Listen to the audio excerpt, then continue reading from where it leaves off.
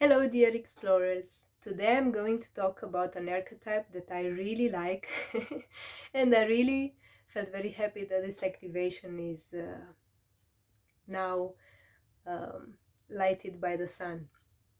So, I'm going to talk about the Sagittarius archetype, and what better association than the explorer? So, Sagittarius. I'm lucky enough to know a lot of Sagittarius. I have a lot of Sagittarius friends. It's one of the signs that I think I know the most. And I'm very grateful for the presence of Sagittarius in my life. Even my mother is a Sagittarius. So I hope that what I experienced working with my clients and knowing my friends can be of use for all of you here. So I will start my video by telling that this video is not only for Sagittarius, it's also for people that have Moon, Mars, Mercury, Venus, even Jupiter in Sagittarius or rising in Sagittarius. So, or if you know people that are Sagittarius, or if you have planets in the ninth house in the natal chart. I will show a natal chart. You can look a bit how yours looks and what you have in the ninth house. So if you have activations here in the ninth house, this is for you. Yeah, you can check them here too if you have this kind of chart in genetic matrix. If not, you can find it in other programs too, or you can just look what do you have in Sagittarius. So let's explore. I will shortly present some main ideas I found in most Sagittarius I worked with, and then I will talk about three major planetary placements that I find very important for working and understanding better the Sagittarian energy. So, first of all, Sagittarius are a very independent sign, and this concept of independence, like Aquarius also, is very important when understanding their energy, because they need their space, they need their time, and it's not something personal if from time to time they will need to explore, they will need to be free to do what they want. And in case they don't get this freedom, they can become angry, or they can become very capricious, or hard to be around. And you will see why when we'll explore the centaurs part. The second characteristic I found is the duality. It's, from my point of view, it's dual sign, not dual in the sense of Gemini, but dual in the sense that it has half human, half animal. So it's a centaur, the Sagittarius. And this is one of the characteristics I found working with this energy. They have the human part that is very elevated, that is very preoccupied about elevating the fire. And they also have the animalic part, the part that is related to instinct and related to pleasure and related to doing stuff in the moment because they want something right then. And the third aspect I wanted to talk about is that it has a weapon. This centaur has an arrow too.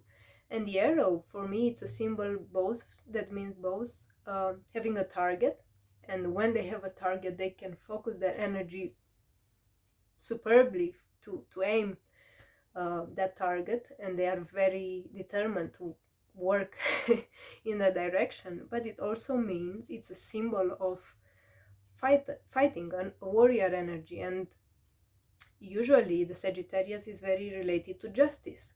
They like stuff to be fair and just, and if they are not fair, Sagittarius will fight for that, will make it obvious that something is not fair. There are two very fair signs in the zodiac. One is Libra and the other one is Sagittarius. Libra may be very diplomatic when saying something wasn't fair. Sagittarius is not so diplomatic. Sometimes the arrow can come across as very direct, but they will tell when something is not okay. And if you are in a supermarket, for example, and someone ignores the line, or I don't know, someone steals something or from another person, you will hear the Sagittarius tell about it. You will hear the Sagittarius say, hey, something is happening here, it's not fair.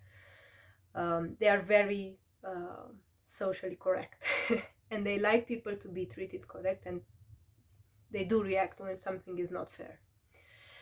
So these are the main things I saw in Sagittarius, and I will shortly talk about the planetary activations I found important for Sagittarius. The first one is, of course, Jupiter. Jupiter being one of the planets that governs Sagittarius. And Jupiter for me is very much related to like the crazy teacher, crazy, full of humor teacher.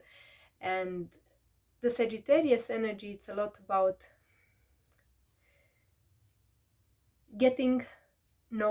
having knowledge, exploring, being happy, being optimistic, being full of life, and teaching others and sharing with others. So the Jupiterian part here is very much related to teaching in a humorous way, and teaching being happy and smiling.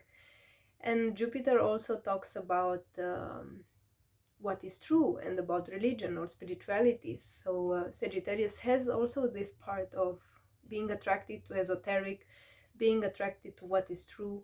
And it's not necessarily attracted to religion, a dogmatic religion, but they like to explore. I always associated the Sagittarius with the pilgrim, and they like to be a pilgrim, exploring their own journey in life, and exploring what they believe in and what is the right religion, they are fascinated about finding out and about knowledge, true knowledge, without restrictions.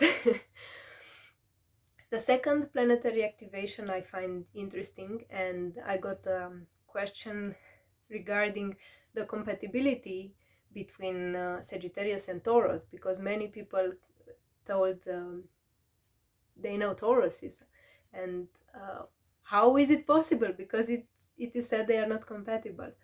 And I'm a Taurus myself. And as I said, I know a lot of Sagittarius, and I always had a great relationship with them. The common point is, from my point of view, is here in the co-governor of both, which is the Earth, the planet Earth. Earth is in a way associated with Sagittarius and also with Taurus. And I find that something very simple unites them. Both of them have this sense of what is simple, what is true.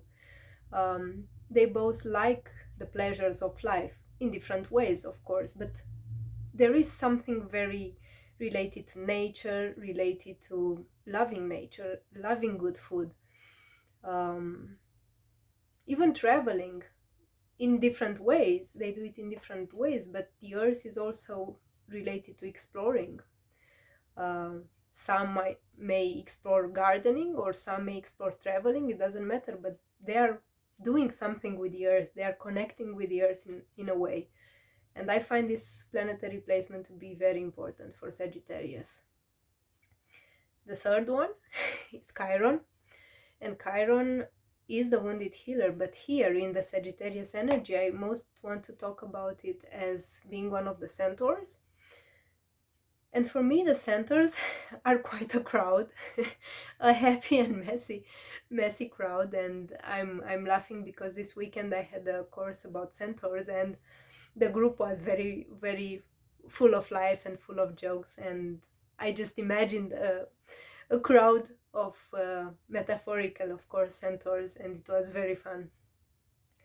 So the centaur part talks a lot about the Sagittarius energy, because it blends the human with the animal. It blends intuition with instinct. It blends the spiritual side and the fire side with the body part. Many times you will feel that Sagittarius rebel, just like that. They do something rebellious, and then they might be very wise. Sometimes they might heal themselves, and sometimes they might just eat a whole chocolate and forget about any healing or any diet or anything. So it's very interesting to see the centaurs and what they do, and how the centaur archetype works here for the Sagittarius, because this duality, as I said, it's very important here in the Sagittarius archetype. And they do need free time, they need space. Just think at the horse. It needs to run, it needs space. You can't keep them keep them constrained, and in the same time you can't just let them roam around free. They sometimes need to elevate, they sometimes need to understand more, to go in that pilgrimage. So it's a very interesting combination between the human and the animal inside. So hope you found out new stuff. I'm very curious, what are your Sagittarius placements and how you felt the Sagittarius placement. Please let me know, and meet you soon, and let's explore further. Thank you for listening.